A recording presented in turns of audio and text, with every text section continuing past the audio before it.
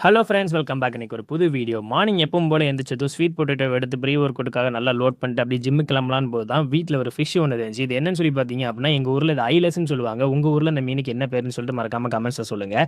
அப்படியே work out பண்ணுறதுக்காக கிளம்பும்போது தான் பார்த்தீங்கன்னா ஒர்க் இருந்துச்சு. ஸோ அதனால் அப்படியே காஸ்டியூம் சேஞ்ச் பண்ணிட்டு ஒர்க்கில் இறங்கிட்டேன். அந்த வேலையெல்லாம் முடிச்சுட்டு அதுக்கப்புறம் ஜிம்முக்கு போகிறதுக்கு டைம் இல்லை. ஸோ அதனால் அப்படியே வந்து ஒரு ரெசிபி வீடியோ எடுத்துடலாம்னு சொல்லிட்டு ஆஃப்ரிக்கன் ஃபுட்டான ஃபூஃபு அப்படிங்கிற அந்த டிஷ்ஷை வந்து ரெடி பண்ணேன்.